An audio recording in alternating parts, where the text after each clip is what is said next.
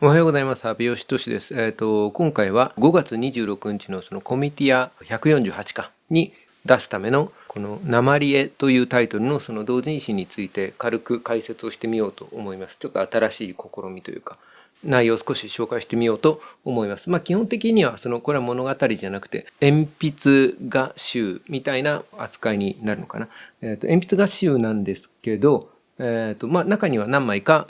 ペン画も混じっていたり、絵皿とかね、ちょっとした、その違うジャンルのものも混じっています。本全体は、すべてモノクロで、トータルで48ページあります。表紙の絵に関して言えば、もともとはその違う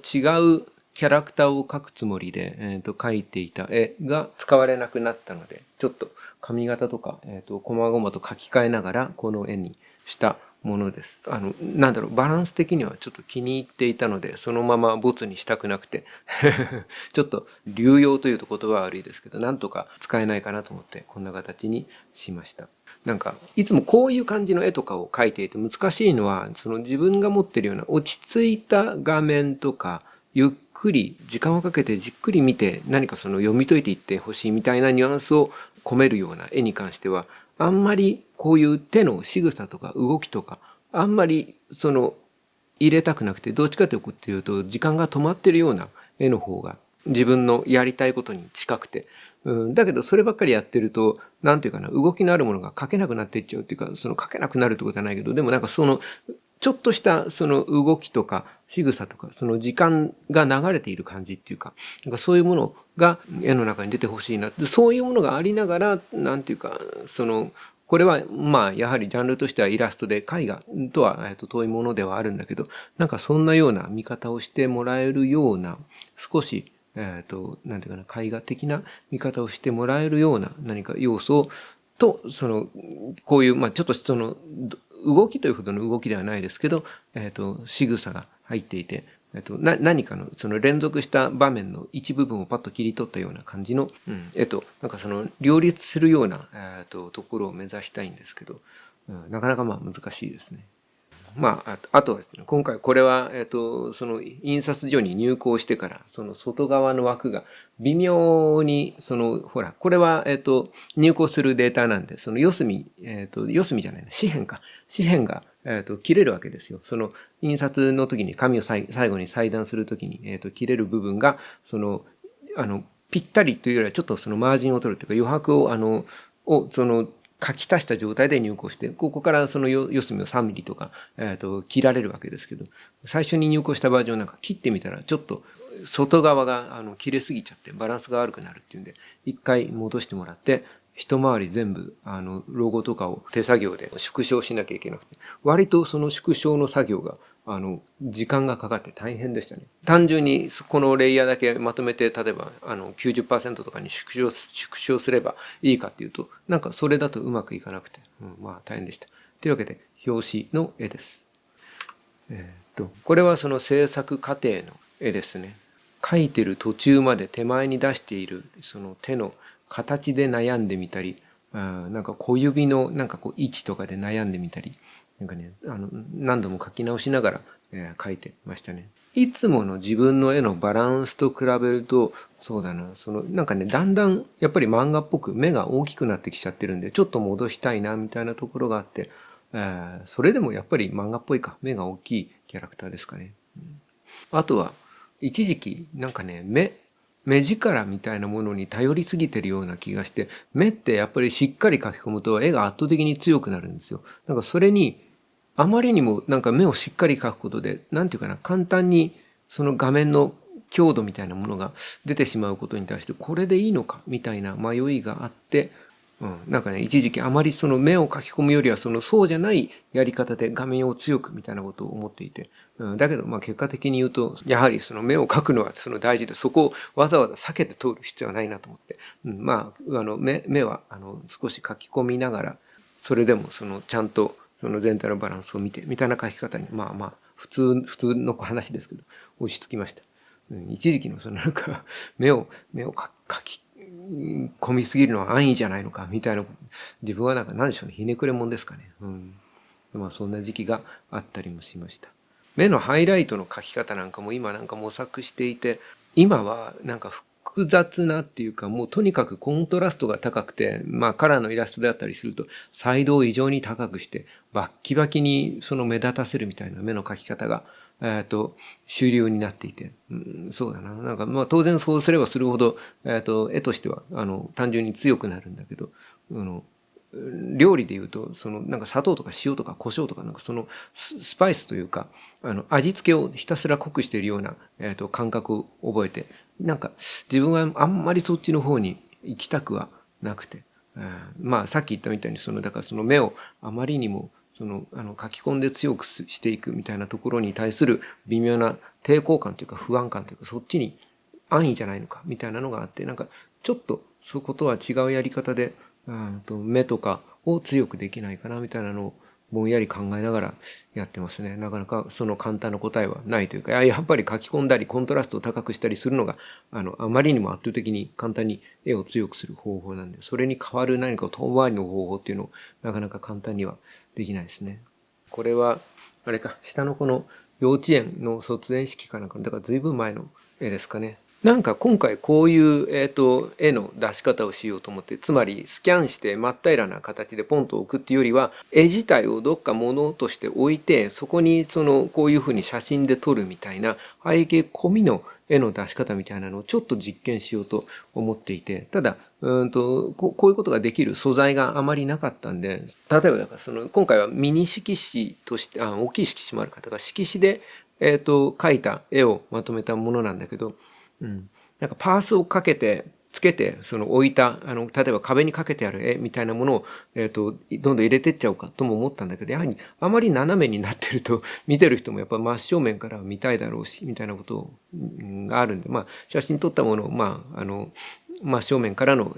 構図で写真に撮ったやつ。だからスキャナーじゃなくて、今回写真で、撮ったやつを入れてますね。そのうち、なんかこういう絵の表現の仕方っていうか出し方が自分はちょっと気に入っているというか気になっていて、こういうやり方で、出せると、なんかいいかなと、思ってるんで、そのうちこういうタイプのなんか画集をまた作るかもしれないですね。これはまあ色紙で、全体的に鉛筆画なんで、多分印刷ちょっとどんな風に出るかわかんないけど、紙を背景のだから白を白で出すんじゃなくて、鉛筆の細かいその淡いトーンを消さないようにちょっとグレーに寄せています。で、逆に真っ黒の部分も黒にすると潰れちゃうんで、濃いめのグレーにしてます。だから、印刷で出てくる黒の幅は、かなり狭いですね。だけど、まあ、こんな感じでうまくバランスが、なんか取れてくれているといいなと思ったけど、現物を見るまでちょっとわかんないですね。ぼんやりしちゃったり、暗くなりすぎてたりすると嫌だなと思ってますけど。この時の色紙に描いたものは、なんか、なるべく明るい絵というか、なんか深刻じゃない、ハッピーな絵を描こうと思って描き始めたのに気がついたら、こうなってしまってましたね。なんでだろうな。なんか自分はあんまりやっぱり笑顔を描くのが、苦手というか、まあ、まあそういう性格なんですよね、きっとね。右上のやつは、アルコールインクアートペーパーだ。そうそうそう。コピックのアルコールインクアートをやるための、ツルッツルの紙で、これ最初僕はだからアルコールインクアートっていうのはどういうものだか全然わかんないまま、でもコピック専用紙って書いてあるんだから、コピックが綺麗に、塗れるんだろうと思って塗ってみたら、ペンの線を全部ずらーって、消してしまうし、いわゆる、だからこれは、インクを垂らすと、ボワーっとこう滲んだりして、それが面白い、アートっていうか、形になっていくのを、楽しむための紙で、絵を描くための紙じゃなかったです。一生懸命、輪郭が、飛んじゃうのを、なんか、防ぎながら顔を塗ってましたね。逆に言うと、だから自分は輪郭がないと形がぼやっとしてっちゃう。ほら、油絵とかの上手い人とかは、色面で太い筆とかでポッポって塗ってった色面を組み合わせて輪郭線がないけど、例えばほら、背景とかをザクザクと描いていけるような人がいて、自分はだからそういうスキルが羨ましいというか、なので、まあこういうものがなんかもしかすると勉強になるかもしれないですね。左は YouTube 始めた頃に書いた、なんかその、サムネイル用の女の子みたいな、サムネちゃんみたいな名前の適当すぎる、キャラクターを、書いたやつですね。難しいな。今の文具ちゃんとかもなんかその、文具の紹介の時に、使ってたり、まあ自分の、今でも YouTube のサムネに、なんか自分の、動画だってことがわかるように、ポンとサムネとして置いてあるけど、そうだな。なんか自分の、まあ、動画の話になっちゃうけど、そのサムネとかも自分の、アイコニックなものというか、このサムネのこの色の使い方とか、この文字の、並べ方は、その、安倍の動画だ、みたいなことがパッとわかるような、なんか、あれがあるといいんですけどね。なんかそういうものが出ないか、まあ、いろいろ試しながらやってるとこです。絵皿は一発書きしなきゃいけなくて、これは、どっちだっけ？奥さんが先に書いたのか。失敗できないんで、なんか緊張しながらやってましたね。絵皿自体もこれ1枚しかなかったし。これは、やはり色紙じゃないな、カラーイラ、もう鉛筆イラストで、ワニマガジンの、その、これはカイマンか。カイマンのそのギャラリーに展示したもんじゃないな。そのカイマンのイベントか。で、宝石っていう題材で何かって言われて、書いたものですね。割と気に入っている、絵です。そうだな。まあ、めちゃくちゃ時間があれば背景にもうちょっと何か空間になるような要素を入れてどうこうみたいなことをまあ考えてはいけるんだけど、まあとりあえずこれはいいかな。パッと見たときに、強い暗いその卵みたいな宝石のところに目がいって、でそこから垂れている髪の毛みたいなものから視線が誘導されて顔の方に、目が上がっていくような視線の動きを想定してるかな。めちゃくちゃ時間をかけるんであればそこから背景の方にちょっとぐるっと回ってまた顔に戻ってくるような、背景の中に動きの要素を入れていくこともできなくはないけど、バランス的には今まあこんな感じでうまくまとまってるところかな。岩の質感と宝石の質感と人物とちょっとだからその質感の対比みたいなものはまあ一応できていて、そのあたりは割と気に入ってるかな。これはおっさんおっさんってを要求された時のその色紙で、多分要求されているものとは違う、もっとそのイケメンを描けみたいな、この悪党みたいな人間を描けって言われているわけではない、ですね。なんか、あとはシスターを描いてみたいななんかお題が出されていて、書いていたけど、シスターって言われるとどうしてもこのなんかそのね、あんまりその変わったものが書けないというか、なんか自分の引き出しの少なさを痛感する感じですね。そう言われても思いもよらないようなアプローチの仕方っていうのはなんかあるはずで、でもミニ色紙なんでどうしてもこの上手い人はその細いペンで全身描いたりするんですよね。なんかすげえなと思うんだけど、自分は鉛筆なんで顔どうしてもミニ色紙だと顔のアップになってしまいますね。この辺とかはなんか写真でカメラでバッと撮ったんで、その部屋のライトの光の状態みたいなものが反映されちゃって、暗い部分と明るい部分みたいなものができちゃってるんだけど、これはこれで、その本来の元の絵のなんていうかな、とは違うコントラストになっちゃってるわけじゃないですか。なのでそういう意味では正確なこの絵の記録という意味での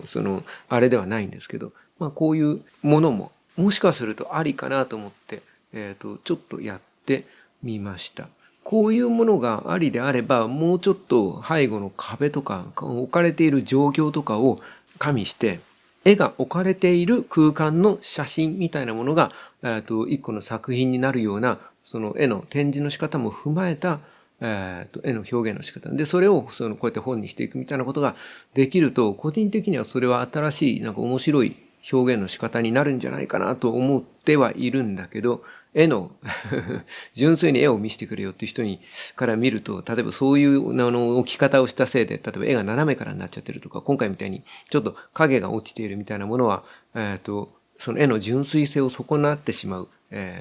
という捉え方もできるんで、それは違うよってなるかもしれないですよね。だからまあ、スキャンして綺麗なクリーンな状態で置かれているものと、それが置かれた、状況を含めた写真みたいなものをなんか対比させてまとめて本にしていくみたいな感じになるかな。なんか同じ絵が2枚、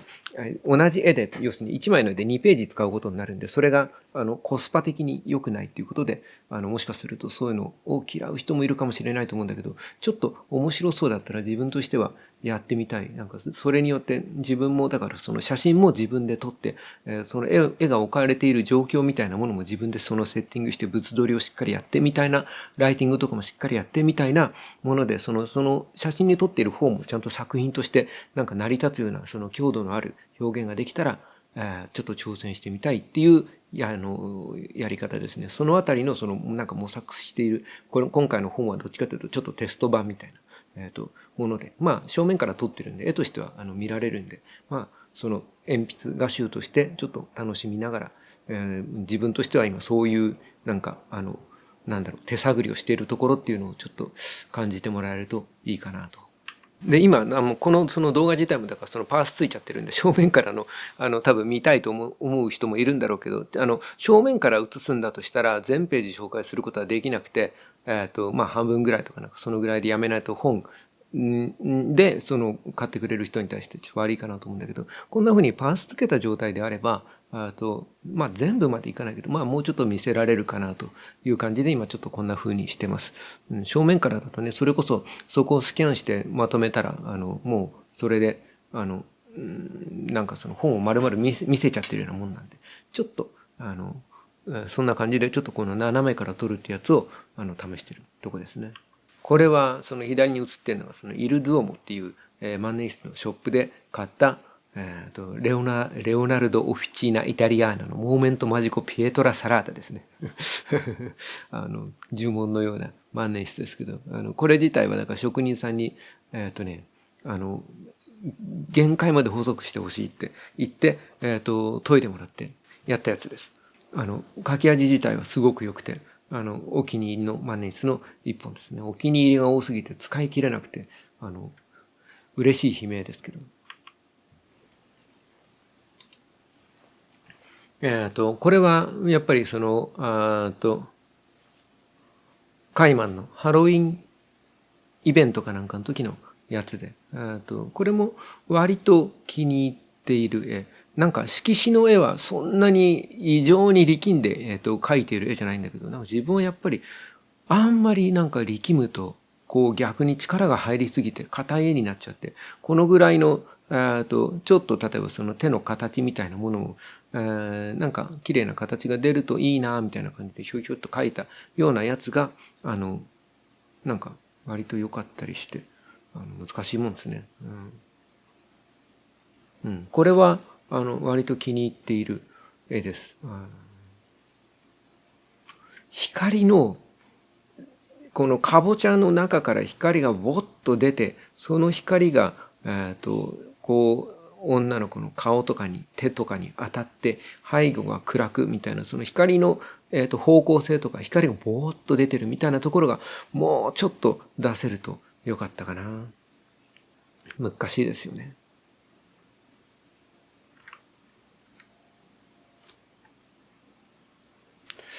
よいしょ。あ、間違えた。これは花を題材にしたやつで、ちょっと顔が癖っぽいかな。まあこれはこれで。昔、あれか、なんか蛇人間みたいな女の人の絵で似たような、体を丸めてる構図の絵を描いたことがあったような気がしますね。花を、これはでもあれだな、なんか多分色紙の現物を見るともうちょっと、なんていうかな、見栄が良かった気がする。写真に撮るとちょっとパラパラと見えすぎちゃって、例えば鼻の右側のところの黒いやつとか部分とかが黒くなりすぎちゃったりして、これはあれですね、多分現図の方がちょっと綺麗に見えるかな。今これは色のトーンみたいなものが、だからこのあたりが印刷の難しいところで、特に今回のやつはこれもだから写真に撮ってるんで、写真に撮ってる環境がライティングとかがベストじゃないとちょっと色がこもるような感じになったりしますね。これは、鉛筆で、ペン画。どうだろうな。どのぐらいなのかな。これが実際に本になった時に、このミニ色紙の大きさが現物よりも拡大されてるのか。実寸と大体同じぐらいか。ちょっと大きいかもしれないですね。実際に、今これだから僕のところのこれが27インチのモニターに出してるから、そうか、現物よりもちょっと大きくなるのか。うん。なんていうの、この大きさだったら、例えば花とかにもうちょっと書き込みができてもいいかなって思うけど、実際にはだからミニ色紙で作業してるときはこれが、割とその限界というか、だから輪郭をギチギチに取り切らないで、ちょっと緩くしながら全体的に見えてくるような書き方にしてるけど。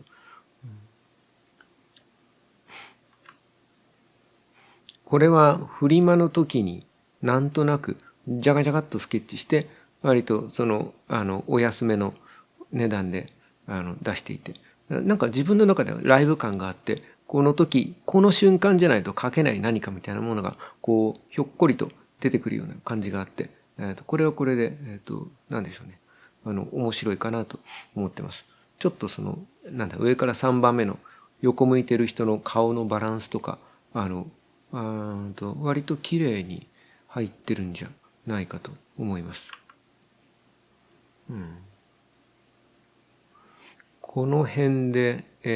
今のこの右下の絵とかは、まだその飛び込め沼文具編の鶴野さんとかが描かれる前の、その鶴野さんの原型になったキャラクターみたいな、やつがいたりしますね。この辺から、なんか、スケッチしながら、なんとなくそうそう、鶴野さんか、なんかもう一本別な漫画のアイディアがあって、どっちかか迷ってた時に出てきたキャラクターですね。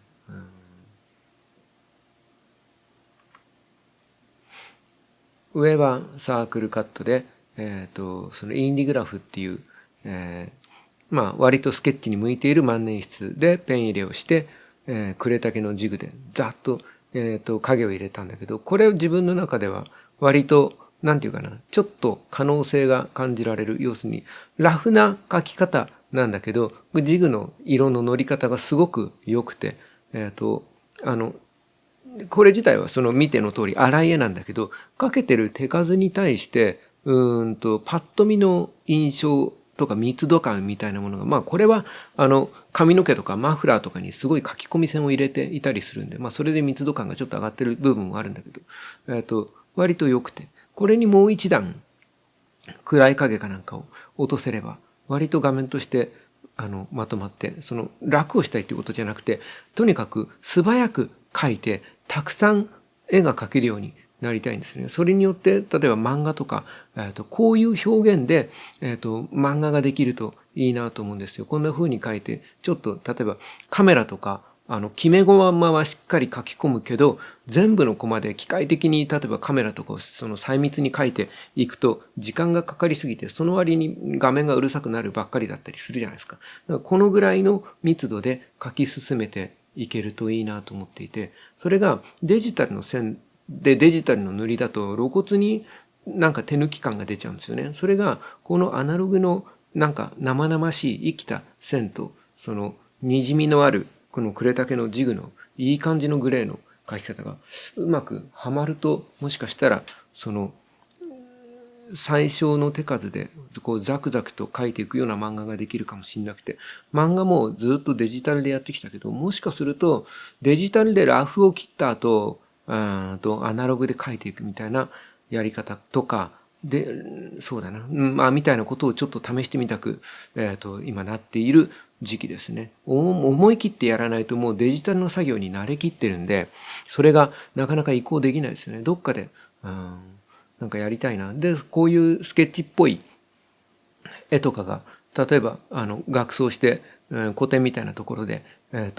画として、漫画の原稿を手放すの怖いか。でもなんか、販売とかができるかもしれないし、ちょっとこれは可能性を感じた、ちょっとしたスケッチなんだけど、そんな一枚でした。左下の方はやっぱりアルコールインクアートで、なんだこの変な紙はと思って、とにかくちょっと塗ろうとすると、この丸い玉みたいにインクが滲んでくるんですよ。もうだからしょうがないからトントントントンってやって滲ませながら描きましたけど。これはナースがお題に出た、なんだ、そのミニ色紙集ですね、カイマンのやつ。ナースって言われてもやっぱナース難しいですよね。どうしてもこういう、なんだ、ナース帽をかぶらせざるを得ないというか。で、どうしても顔ばっかになっちゃうんで、ちょっと見下ろしってみたり、もう無理やり、胴体を入れてみたりとかなんかいろいろ苦心していますね。なんかちょっとお色気が出せないかと思ってやってみて自分には向かないなという。なんか、こういう時に、だからなんかにっこりさせればいいのになぜか、なんかもう無理やりこういうものを着させられたみたいな香りや、そげしなんか、なんでこんななんか曖昧な顔になっちゃうのかな、なんか、なんでしょうね、これはメイドさんみたいなのがお題で出てるやつで。これは宝石っていう題材の時のミニ色紙で、テスト的にインクとかで色をつけてみたりしたんだけど、そのためって最初思ってなかったんで、普通の万年筆のインクで線が書いちゃったりして、ブワッと滲んだりして、なんかそれが結果的にちょっと面白い効果になったりしたんで、絵としてはちょっと気に入ってはいるんだけど、結構苦労しましたね。なんか時間をすごいかかった気がします。あとはだからこれをやるんだったら色紙の紙をこういう凸凹の多いインクとか水分をめちゃくちゃ吸う紙じゃなくて、ケント紙みたいなパリッとした紙でやった方がいいですね。そのあたりはちょっと線がね太くなりがちで、これもあれだな、執事とメイドみたいなお題の時のやつか。結構いっぱい書きましたね。そうだな。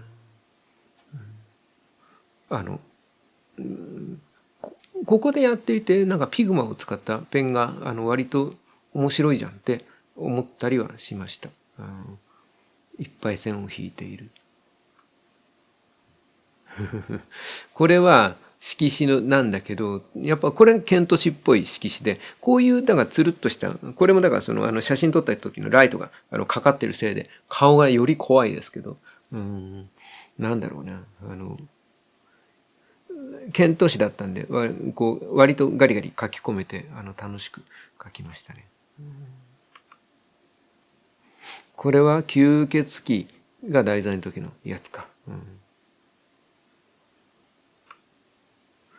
これはコロナが始まった頃のイベントでアマビエを書いてって言われて、アマビエをそのまま書くか擬人化するかで、ちょっと擬人化、アマビエ自体が人っぽいキャラクターというか妖怪か、女の子っぽくしてみたみたいなやつですね。これはさっきの宝石のやつの続きで、宝石って言われてもなみたいなんで、そのお題をうまく消化しきれていないのと、その水彩を塗るみたいなものに対してまだまだちょっと手探りで、なんか自分としては後々にこの手探り感みたいなものが自分の中のなんか大事な一枚みたいになってくれそうな気もするんですけどね。これは花のやつですね。これも多分ね、実物の方が、多分密度がうまく乗ってるかな。この時はなんかライティング、光がちょっと暗かったのかな。メイドなんかいっぱい書きましたね。今書いた時はすごく、なんかまとまり感が出たと思ったんだけど、今見るとちょっとずつ癖っぽくても一個ずつ手直しをしたい、ほんの数ミリとか1ミリぐらいのちょっとした手直しなんだけど、ちょっといじりたいみたいな感じがどれもちょっとずつある。これは宝石の絵のもう一個のやつで、これはこれでなんか表情とかなんか雰囲気とか気に入っている絵なんだけども、そうだな、宝石の中にもうちょっと強い黒い色がぐっと入って、そこになんかうまく目がいくような、もう一歩、もう一色なんか塗りたかったな。って後で思うんだけど、まあまあ細かい話ですけどね。